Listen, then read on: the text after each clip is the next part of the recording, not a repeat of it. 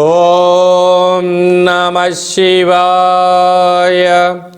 ఓం నమో నారాయణాయ.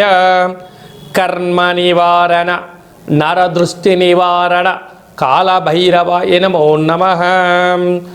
ఓం దిగంబరాయ విద్మహే అశ్వవాహనాయ ధీమహి తన్నో కాళభైరవ ప్రచోదయాతు. హరి ఓం.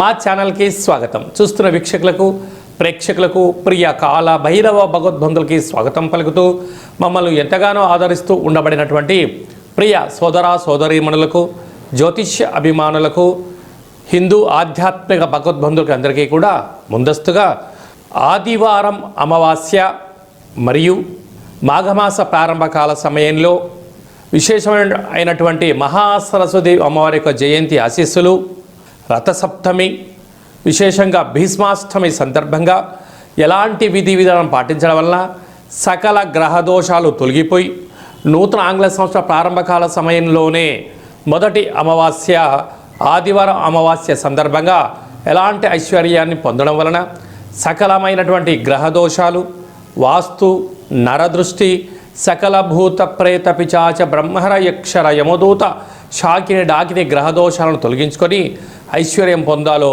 తెలుసుకుందాం. 16/1/2026 నుండి 31/1/2026 వరకు పుట్టినటువంటి వారందరికీ కూడా ముందస్తుగా జన్మదిన శుభాకాంక్షలు. గతంలో వివాహం చేసుకున్న వారికి వివాహ వార్షికోత్సవ శుభాకాంక్షలు. ద్వాదశ రాశుల్లో గ్రహ గమనాన్ని వీక్షింపచేద్దాం. మిథున రాశిలో దేవగురు బృహస్పతి సంచార స్థితి, సింహరాశిలో కేతు సంచార స్థితి, ధనుసు రాశిలో బుధ సంచార స్థితి, మకర రాశిలో ఏడాది తర్వాత రవి కుజ శుక్ర సంచార స్థితి, కుంభరాశిలో రాహు సంచార స్థితి, మీనరాశిలో శనైశ్వర స్వామి వారి యొక్క సంచార స్థితితో ద్వాదశ రాశుల్లో గ్రహ గమనాలు ఈ విధంగా ఉన్నాయి. కన్యరాశి వారికి ఒకవైపు విశేషమైనటువంటి సప్తమ శని సంచార స్థితి, 6వ స్థానంలో రాహు సంచార స్థితి, సంతాన స్థానంలో పంచగ్రహ కూటమి సంచార స్థితి. ఒకవైపు ఆదివారం అమావాస్య సందర్భంగా గ్రహ దోషాన్ని తొలగించుకొని గ్రహ ఐశ్వర్యాన్ని ఎలా పొందాలో ఈ వీడియోలో సవివరంగా సంపూర్ణంగా తెలుసుకుందాం. కన్యరాశిలో ఏ ఏ నక్షత్రాలు వస్తాయి అనగా ఉత్తరా నక్షత్రంలోని 2, 3, 4 పాదాలు, హస్తా నక్షత్రంలోని 4 పాదాలు, చిత్తా నక్షత్రంలోని 1, 2 పాదాలు కలిపితే కన్యరాశి. రాశాధిపతి బుధ భగవానుడు. వీరికి అర్ధాస్తమ బుధుడు ఉన్నాడు రాశాధిపతి కనుక ఓపిక చాలా అవసరం అని చెప్పి గుర్తుపెట్టుకోగలగాలి. సంతాన స్థానంలో పంచమగ్రహ సంచార స్థితి. ఇక్కడ ఆదివారం ఏమో అమావాస్య 19-20 తారీఖున సంతాన స్థానంలో ఆత్మకారకుడు రవి, మనకారకుడు చంద్రుడు, రుణరోగ శత్రుకారకుడు కుజుడు, బుద్ధికారకుడు బుధుడు, కలత్రకారకుడు శుక్రుడు సంతాన స్థానంలో సంచారం చేయడం వలన నూతనంగా వివాహమైనటువంటి దంపతులకు పుత్రిక సంతాన యోగంతో ఆధ్యాత్మిక చింతన, భక్తి భావనతో ఆనందకరమైన జీవితాన్ని పొందబోతున్నారు. పిల్లల యొక్క చదువులు, అభివృద్ధి, ఉన్నతమైన జీవన విధానంలో ఉన్నతమైన ఐశ్వర్య జీవితానికి స్వాగతం పలకబోతున్నారు. కనుక ఇంటి సింహద్వారానికి తప్పకుండా బూడిద గుమ్మడికాయ పూజ చేసి కట్టుకోండి. ఇంట్లో తప్పకుండా ఈ అమావాస్య సందర్భంగా పంచగ్రహ కూటమి సందర్భంగా కూష్మాండ దీపాన్ని పెట్టుకోండి. ఐశ్వర్యప్రాయమైనటువంటి ఆనందకరమైనటువంటి జీవితాన్ని పొందబోతారు.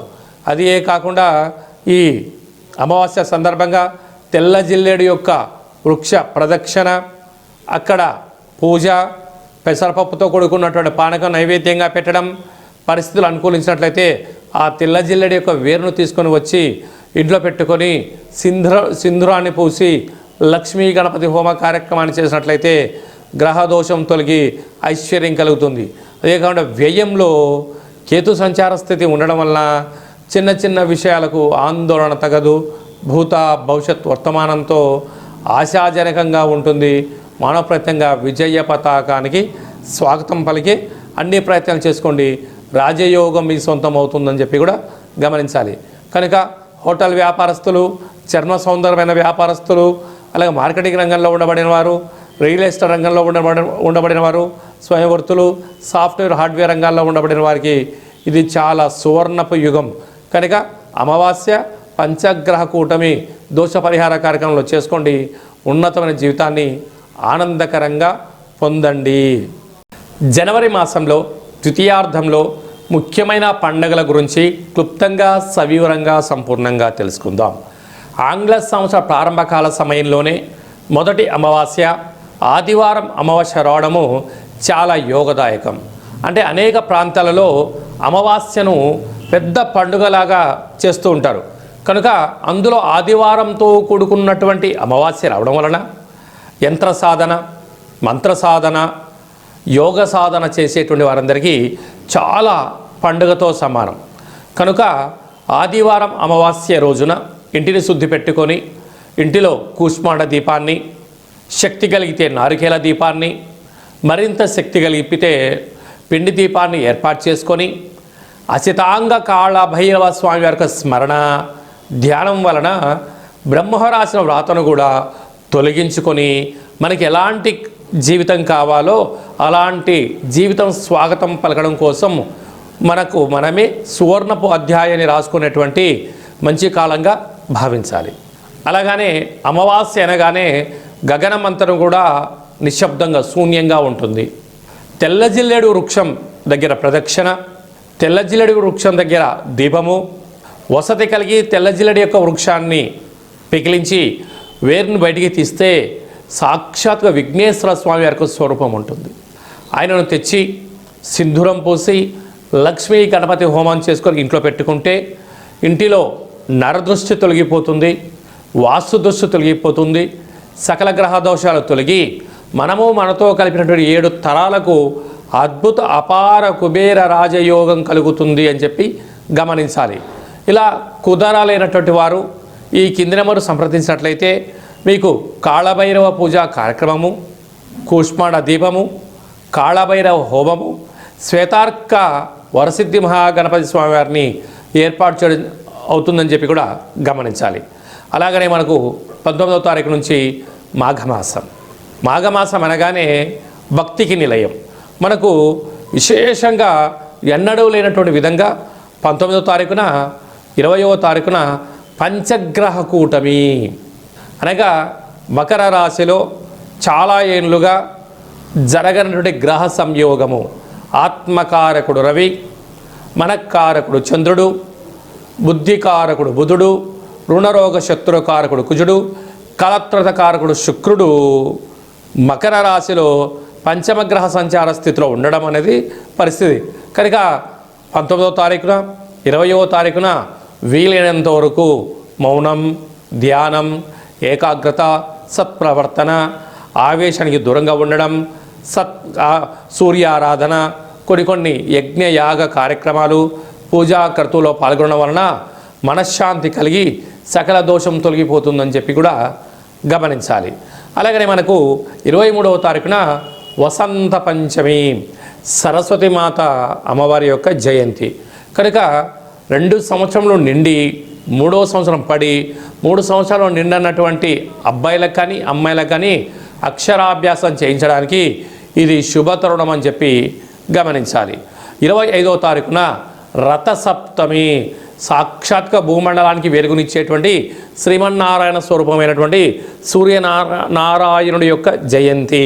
కనుక సూర్య నమస్కారం, తెల్ల జిల్లడి వృక్ష ప్రదక్షిణ, తెల్ల జిల్లడి ఆకులలో సూర్యభగవానునికి చక్కెర పొంగలి నైవేద్యంగా ఏర్పాటు చేయడం, సూర్యాసనాలు, సూర్య నమస్కారాలు.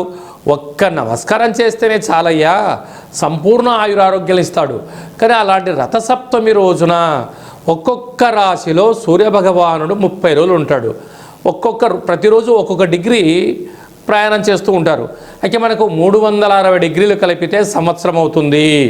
కనుక మకర రాశిలో ఉండగా వచ్చినటువంటి రథసప్తమి కనుక 12 సూర్య నమస్కారాలు ఎవరైతే చేస్తారో సంవత్సరాంతము ఆయురారోగ్యాలు కలిగి సంపూర్ణ అయినటువంటి మనశ్శాంతి, దేహశుద్ధి, ఆత్మశుద్ధి, జ్ఞానశుద్ధి చేత సంపూర్ణమైనటువంటి రాజ్యాధికార ఐశ్వర్యం కలుగుతుందని చెప్పి కూడా గమనించాలి. అలాగనే 20వ తారీఖున మాఘశుద్ధ అష్టమి, భీష్మాష్టమి అంటారు. కనుక భీష్మ పితామహుడు ఎంతటి శక్తివంతుడో మనందరికీ తెలుసు. కనుక ఆ రోజు విష్ణు సహస్రనామ పారాయణ చేసిన, కపాల కాళభైరవ స్వామికి స్మరణ చేసిన సకల అష్ట కష్టాలు తొలగిపోతాయని చెప్పి గమనించాలి. కనుక రక్షించే భగవంతుడు మన చెంత ఉండగా శిక్షించేటువంటి గ్రహాలైనా, శిక్షించేటువంటి దుష్ట గ్రహాలు వాటంతటిగా అవి పారిపోతాయని చెప్పి గమనించాలి. ఇక్కడ భక్తి ముఖ్యం, సమయం ముఖ్యం, ఆరాధన ముఖ్యం అని చెప్పి కూడా గమనించాలి.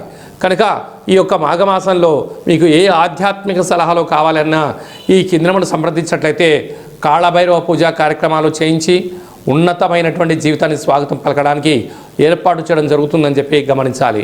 ఈ యొక్క పాత్ర కంచు పాత్ర, కాళభైరవ స్వామి వారి యొక్క అక్షయ పాత్ర అంటారు. ఒక్కసారి ఇలా శబ్దం చేస్తే ఓంకార శబ్దం రావడం జరుగుతుంటుంది.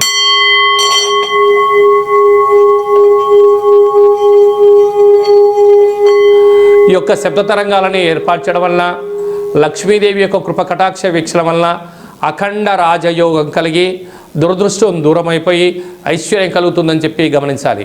ఈ అక్షయ పాత్ర, కాళభైరవ స్వామి యొక్క పూజ, 20 రకాల వస్తువులతో దిష్టి తీయించి మీకు అక్షయ పాత్ర అందజేయడం జరుగుతుంది. కనుక అక్షయ పాత్రను ఇంట్లో ఉంచుకుందాం, అష్ట కష్టాలను తొలగించుకుందాం, అష్టమహాలక్ష్మీ దేవతను స్వాగతం పలుకుతామని చెప్పి గమనించాలి. అలాగనే మీ వ్యక్తిగత జాతకం తెలుసుకోవాలనుకుంటున్నారా?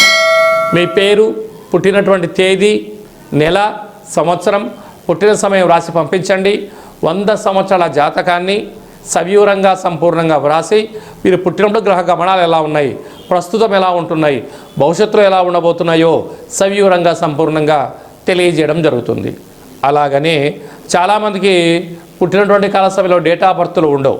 అలా లేనటువంటి వారికి మీ పేరు యొక్క మొదటి అక్షరాన్ని అనుసరిస్తూ రాశిని తెలియచేస్తూ, అలాగనే కాళభైరవ ఉపాసన చేత రమణ శాస్త్రం ద్వారా అనగా గవళ ద్వారా భూత భవిష్యత్ వర్తమానాన్ని తెలియజేయడం జరుగుతుంది.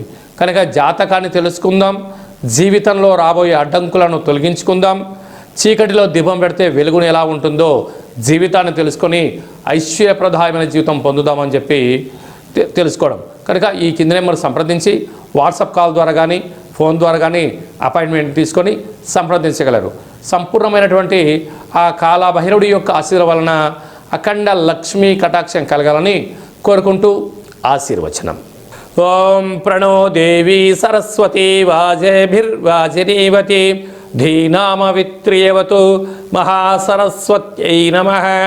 హరి ఓం.